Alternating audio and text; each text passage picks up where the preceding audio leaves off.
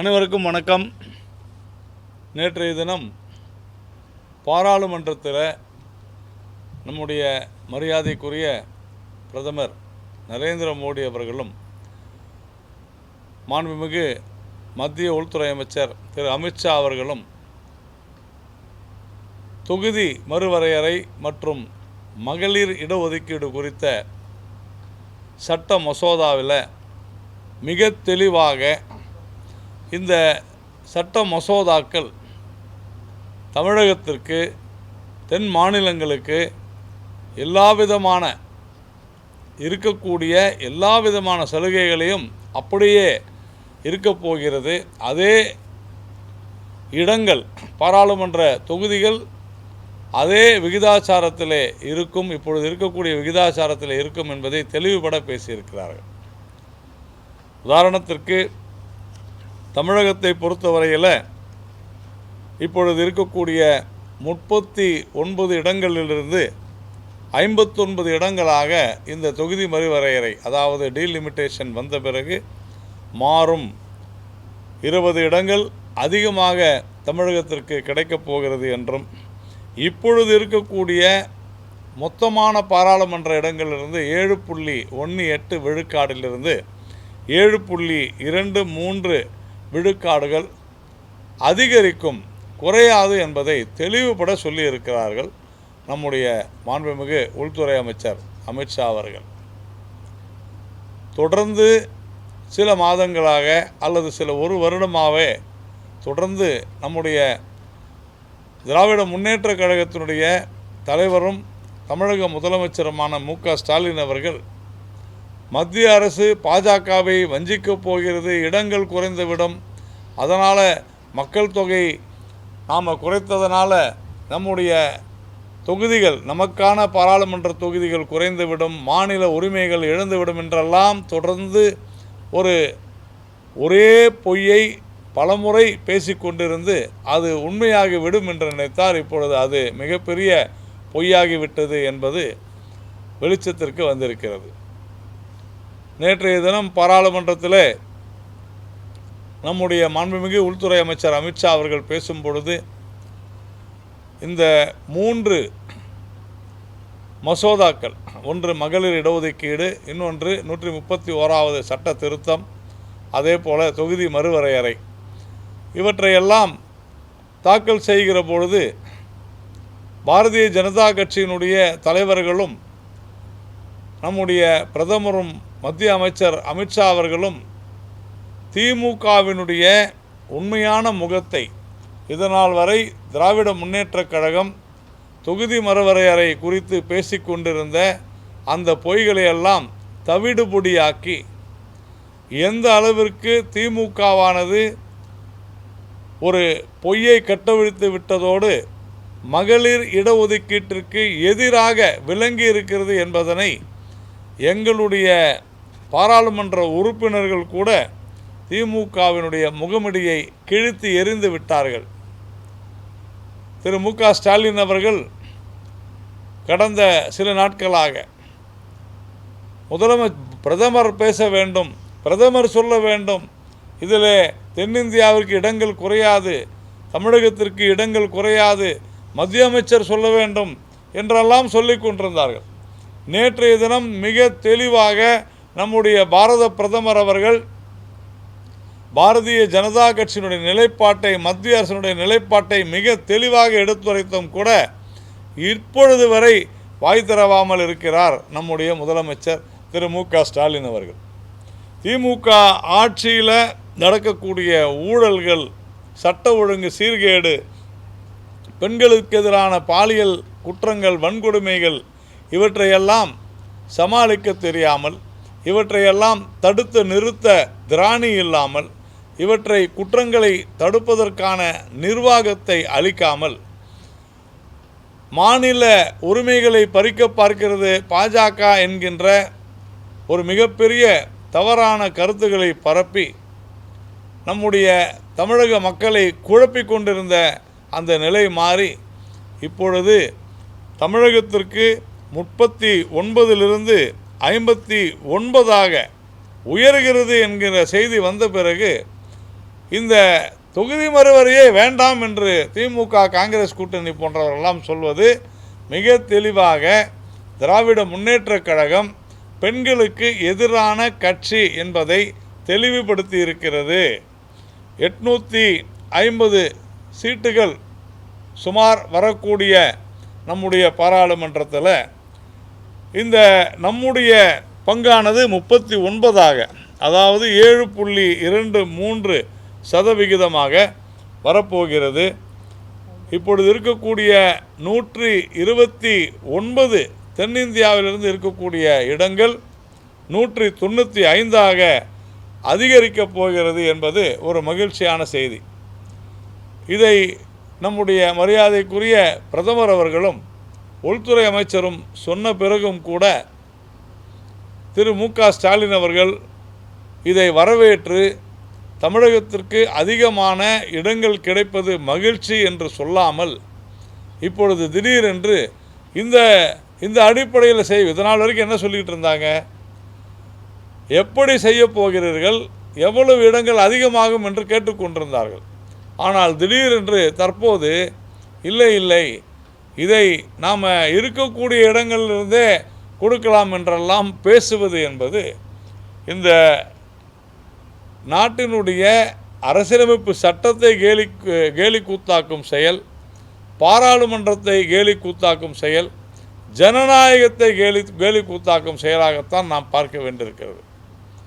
காங்கிரஸை பொறுத்தவரையில் எப்பொழுதுமே பெண்களுக்கு எதிரான ஒரு கட்சி என்பதில் யாருக்குமே மாற்று கருத்து இருக்க முடியாது.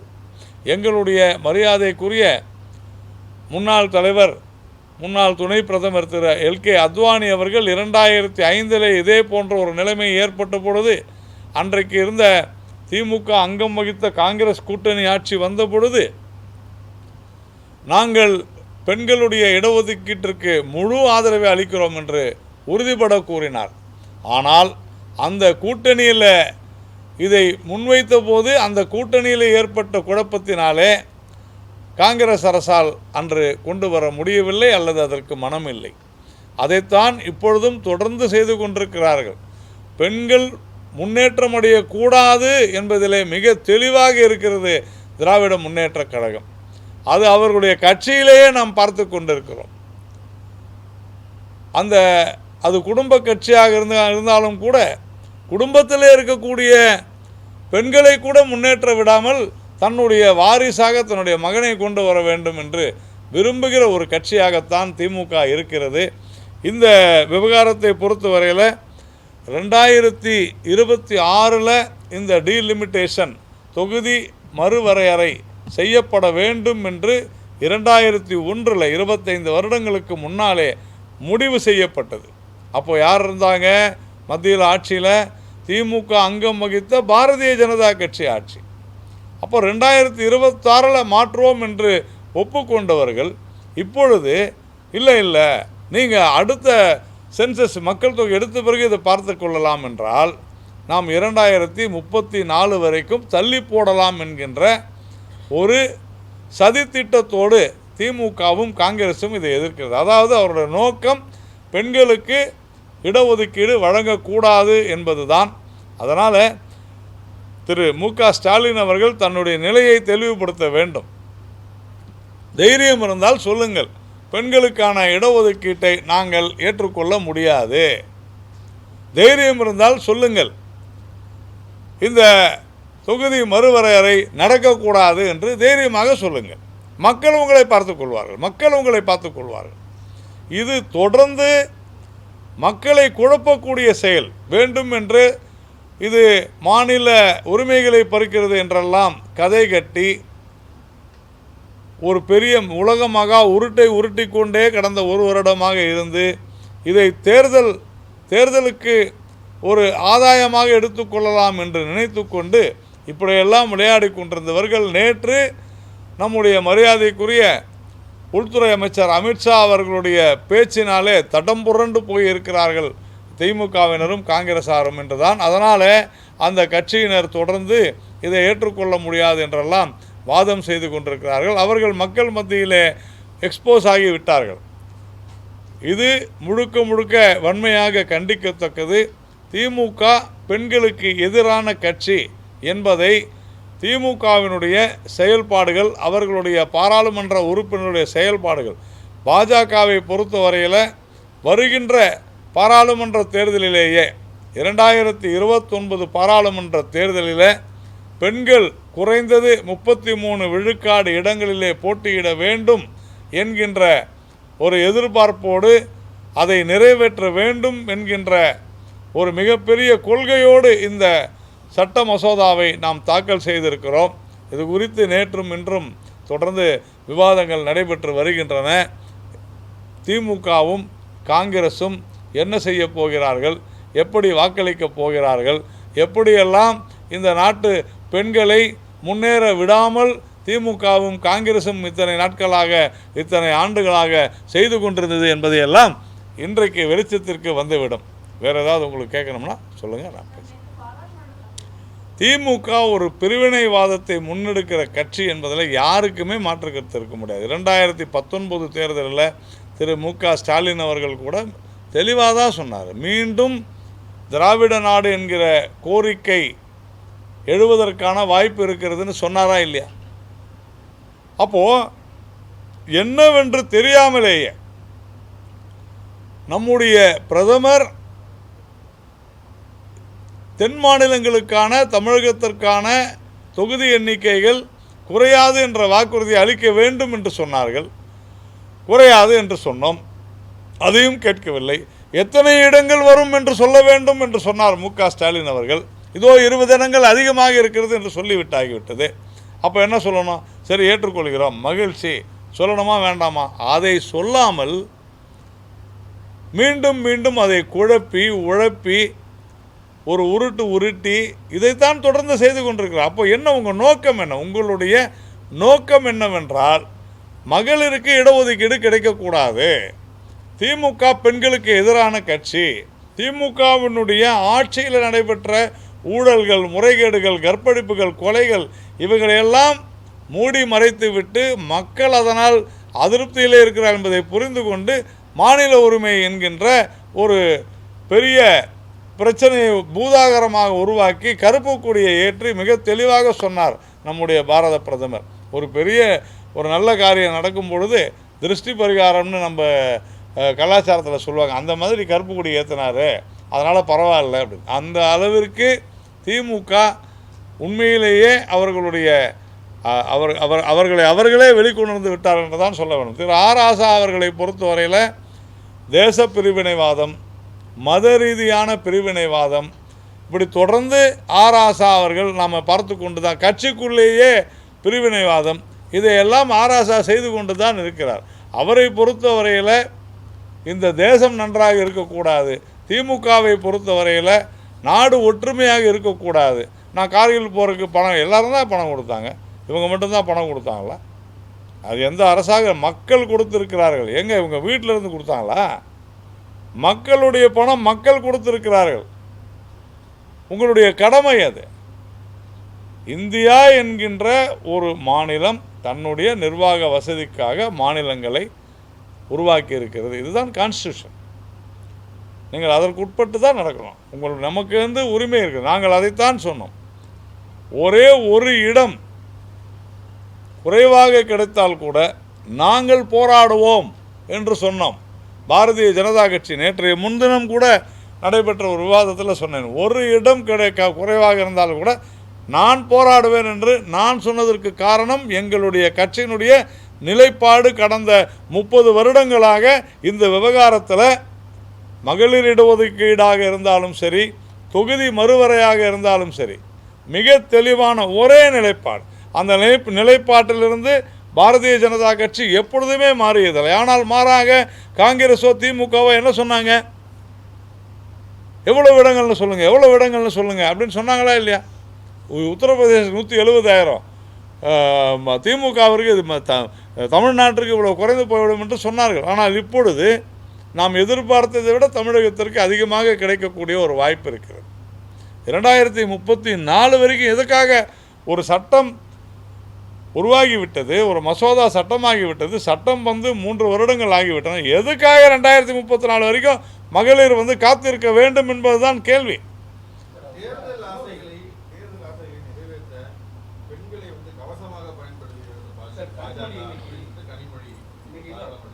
கனிமொழிக்கு தைரியம் இருந்தால் சொல்லட்டும், அதை தான் நான் கேட்கிறேன். அவர் ஒரு பெண், அவருக்கு தகுதி இல்லையா முதலமைச்சர் ஆவதற்கு, துணை முதலமைச்சர் ஆவதற்கு? அவர் ஆகியிருக்கலாமே, அதைத்தான் சொல்கிறோம். அவர் ஒரு திமுக என்கின்ற அந்த கட்சியினுடைய கட்டுப்பாட்டில் கட்டாயத்தில் இதை பேசியிருக்கிறார்கள் தான். எந்த ஒரு பெண்ணுமே எனக்கு 2034 வரைக்கும் இடஒதுக்கீடு வேணான்னு சொல்ல மாட்டாங்க. அதுவும் கனிமொழியை போன்ற ஒரு பெண்மணி சொல்லுவாரா?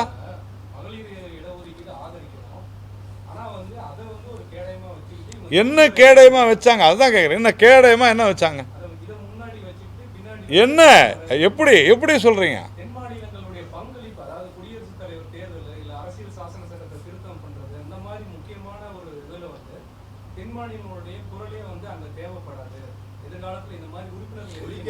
இல்லைங்க, நான் என்ன கேட்குறேன்,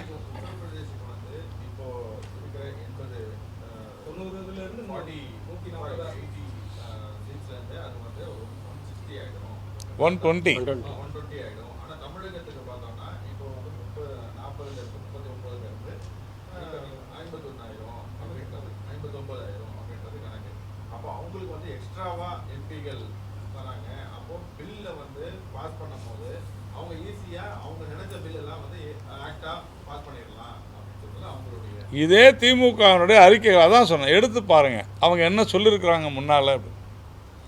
எந்த அளவிற்கு வட மாநிலங்களுடைய தொகுதிகளுடைய எண்ணிக்கை கூடுகிறதோ அதே அளவிற்கு கூட வேண்டும் என்று சொல்லியிருக்கிறார்களா இல்லையா? அப்புறம் இப்போ அது ஆமாம் இப்படி தான் வரப்போகிறது என்று சொன்ன பிறகு இல்லை அப்படிலாம் வரக்கூடாது. அப்போ அவங்க என்ன நினைக்கிறாங்க? அப்போது எப்படியாவது இது தள்ளி போட வேண்டும்.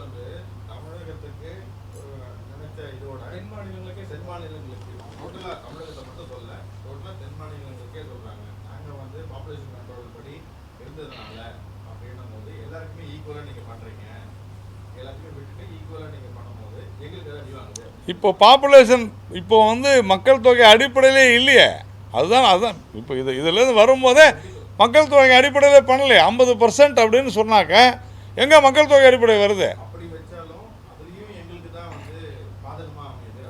அதாவது அப்போ அவங்களோட உள்நோக்கம் என்னன்னு சொன்னால் மகளிர் இடஒதுக்கீடு வரக்கூடாது, இவ்வளோதான். அதானே தெரியுது. நான் அதான் இங்கே கேட்குறேன்.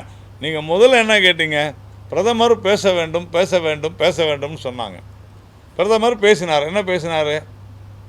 பிரதமர் ஹைதராபாத்தில் பேசினார். தென் மாநிலங்களுக்கு பிரதிநிதித்துவம் குறைக்கப்பட மாட்டாது பேசினார். கோயம்புத்தூரில் சென்ற வருடம் திரு அமித்ஷா என்ன பேசினார்? எந்த காரணத்தை முன்னிட்டும் தமிழகத்தினுடைய எண்ணிக்கை குறையாது, தொகுதியினுடைய எண்ணிக்கை குறையாது சொன்னாரா இல்லையா? அவர் பேசி முடிச்சுன்னா எவ்வளோன்னு சொல்லுங்கள் அப்படின்னு கேட்டாங்களா இல்லையா? இப்போ எவ்வளோன்னு சொல்லியாச்சு. இப்போ எவ்வளோன்னு சொன்ன பிறகு அதை எப்படி நீங்கள் இந்த மாதிரி சொல்லுவீங்கன்னா உங்களுடைய நோக்கம் என்ன? நான் என்ன கேட்கிறேன், கனிமொழி அவர்களிடம் ஒரே ஒரு கேள்வி தான். 2034 தான் மகளிர் இடஒதுக்கீடு வேணும், 29 வேணான்னு சொல்லுங்கள். ஒரே ஸ்டேட்மெண்ட், ஒரே வரி. மகளிர் இடஒதுக்கீடு எங்களுக்கு இன்னும் 3 வருடங்களில் தேவையில்லைன்னு சொல்லுங்கள் கனிமொழியை. ஒரு ஸ்டேட்மெண்ட் கொடுக்க சொல்லுங்கள், தைரியம் இருந்தாலும் கொடுக்க சொல்லுங்கள். நான் அவருக்காக பேசிக் கொண்டிருக்கிறேன். உங்கள் கட்சியிலேயே கனிமொழி போன்ற திறமையானவர்களை வைத்துக்கொண்டு அவருக்கு உங்களால் பதவி கொடுக்க முடியவில்லை, ஆனால் மகனை வாரிசை நான் கொண்டு வருவேன் என்று அந்த குடும்பத்திலேயே உங்களால் மகளிருக்கான இடஒதுக்கீட்டையோ அல்லது முன்னேற்றத்தையோ மேம்பாட்டையோ கொடுக்க முடியாதவர்கள் எப்படி மகளிர் இடஒதுக்கீட்டிற்கு சம்மதிப்பார்கள்? இவங்களுடைய பிளானே தள்ளி போடுவது தான். எப்படி 2005 தள்ளி போட்டாங்களோ இப்போ மறுபடியும் தள்ளி போடணும்னு நினைக்கிறாங்க. அவர்களுடைய கனவு பலிக்காது. ஓகே.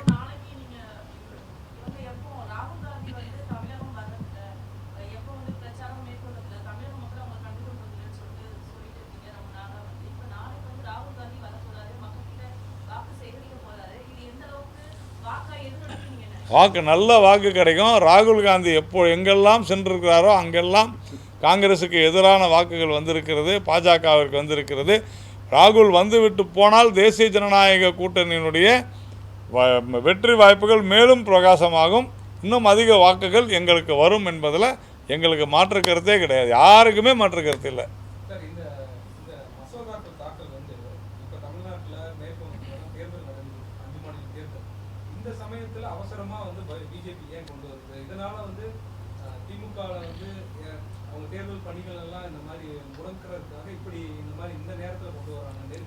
இந்த ஆல்ரெடி சட்டம் இருக்குதா இல்லையா?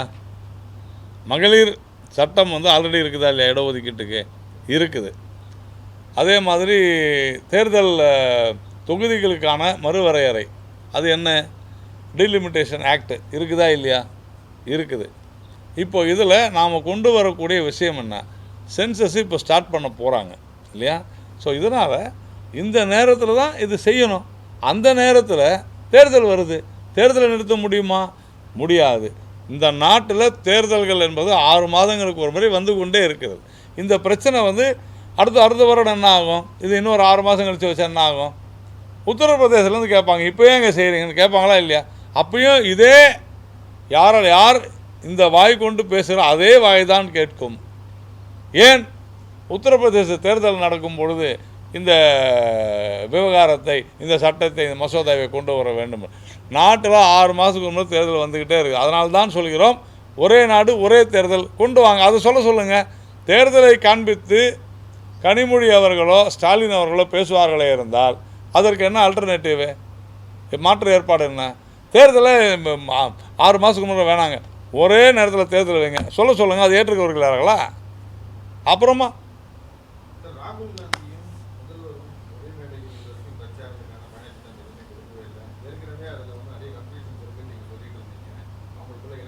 இல்லை, நான் ஒன்றும் கன்ஃபியூஷன்லாம் சொல்ல. ஒரே மக்கள் கன்ஃபியூஷன், டிஎம்கே தான் கன்ஃபியூஸ்டு, நமக்கு ஒன்றுமே கிடையாது.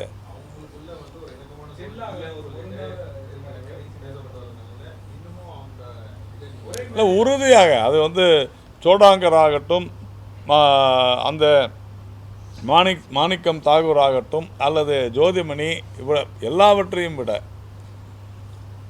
ஹசீனா சையத் காங்கிரஸ் கட்சியினுடைய மாநில மகளிர் அணி தலைவி, அவர் சொன்னதை பாருங்கள். அதுவும் நான் கேட்கிறேன், எல்லாத்துக்கும் அப்படி உருகுவாங்களே, நான் கேட்கிறேன், ஒரு பெண்மணியை, அதிலும் ஒரு சிறுபான்மை சமுதாயத்தை சேர்ந்த ஒரு பெண்மணியை, அதிலும் ஒரு இஸ்லாமிய சமுதாயத்தை சேர்ந்த ஒரு பெண்மணியை என்னவெல்லாம் பேசியிருக்கிறீர்கள்? நான் சொல்லலை, அவங்களே சொல்கிறாங்க, என்னை அவமானப்படுத்தி விட்டார்கள். காங்கிரஸ் கட்சி ஒரு பெண்மணியை, ஒரு சிறுபான்மை சமுதாயத்தை சேர்ந்த பெண்மணியை, ஒரு இஸ்லாமிய சமுதாயத்தை சேர்ந்த ஒரு பெண் தலைவரை அவமானப்படுத்தி இருக்கிறது. உண்டா இல்லையா? இதுதான் கேள்வி. அவங்க என்ன சொல்கிறாங்க? காங்கிரஸ் கட்சியில் ஒரு சீட்டு கூட இல்லைங்க. ஏன்? காங்கிரஸ் கட்சி பெண்களுக்கு அவர்களுக்கான உரிமையை தர மறுக்கிறது என்பதற்கு இதைவிட ஏதாவது சான்று வேண்டுமா? அந்த பக்கம் பார்த்தீங்கன்னா காங்கிரஸ் கட்சியில் அது ஒரு குடும்ப கட்சி. அந்த குடும்ப கட்சியில் இருக்கிற பெண்களை தவிர வேறு எந்த பெண்களுமே அரசியலில் போட்டியிடக்கூடாது. அதிலும் ஒரு இஸ்லாமிய சமுதாயத்தை சேர்ந்த ஒரு பெண்மணி அரசியலில் போட்டி போடக்கூடாது அப்படின்னு அவங்க நினைக்கிறாங்க. இந்த பக்கம் திமுகவில் என் குடும்பத்தையே சார்ந்தவர்கள், தன் குடும்பத்தையே சார்ந்தவர்கள் பெண்கள் இருந்தால் கூட அவர்கள் தங்களுடைய வாரிசுகளை தாண்டி வந்துவிடக்கூடாது என்று நினைப்பதனால்தான் மகளிர் இடஒதுக்கீட்டை எதிர்க்கிறது திமுகவும் காங்கிரஸும். இப்படின்னு இதை விட தெளிவாக நான் உங்களுக்கு சொல்ல முடியாது. ஏன் அந்த பக்கம் பாருங்கள், அகிலேஷ் யாதவ் அவர் என்ன சொல்கிறாரு? கூடவே கூடாது அப்படின்னு சொல்கிறார். இவங்க அத்தனை பேருமே பெண்கள் அரசியலுக்கு வரக்கூடாது என்பதில் தெளிவாக இருக்கிறாங்க. ஆனால் பிஜேபி தன்னுடைய நிலைப்பாட்டில் 30 வருடங்களுக்கும் மேலாக ஒரே நிலைப்பாட்டில் நாம் இருக்கிறோம். நீங்கள் இது எல்லாமே நவீன யுகம், நீங்கள் ப்ரௌஸ் பண்ணி பாருங்கள் எங்களோட நிலைப்பாட்டு.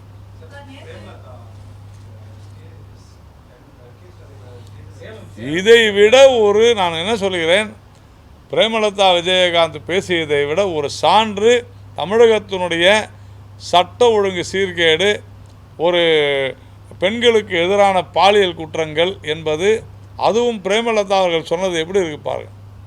அண்ணன் மேலே இருக்கிற ஒரே குற்றச்சாட்டு இதுதான் அப்படின்னு.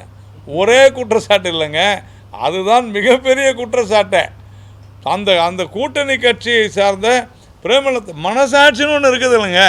அவங்களுக்கு அந்த மனசு எங்கேருந்து வந்துச்சு? பிஜேபியோட ரொம்ப நாள் கூட்டணியில் இருந்ததுனால அந்த மனிதாபிமானம் என்பது கொஞ்சம் அவங்க மனசில் ஒட்டிக்கிட்டு இருக்குது. அதனால் வந்திருக்குது. அவங்க தெளிவாக சொல்லிட்டாங்க, இவன் மேலே எவ்வளோ பெரிய குற்றச்சாட்டு இருக்குது இவர் மேலே, ஸ்டாலின் மேலே அப்படின்றத மிக தெளிவாக அவரை வைத்து கொண்டே பேசியிருப்பது வரவேற்கத்தக்கது தான், உண்மைதான்.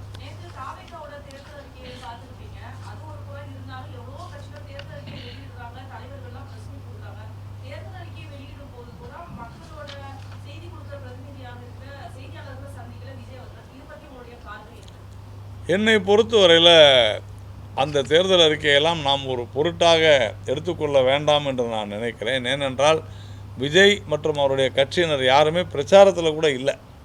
அவர்களுக்கென்று ஒரு பெரிய பிரச்சார வியூகமோ மக்கள் மீது ஒரு அபிமானமோ இருப்பதாக எனக்கு தெரியவில்லை. அதனால் அந்த தேர்தல் அறிக்கையெல்லாம் ஒரு பொருட்டாக நாம் பேச வேண்டிய அவசியமில்லை என்று நான் கருதுகிறேன். ஏனென்று சொன்னால் அவர்கள் அதாவது பல கட்சிகளுடைய தேர்தல் வாக்குறுதிகளை காப்பி பேஸ்ட் பண்ணி வச்சுருக்கிறாங்க. அதனால் அதை பற்றி பேச வேண்டிய அவசியம் இல்லை.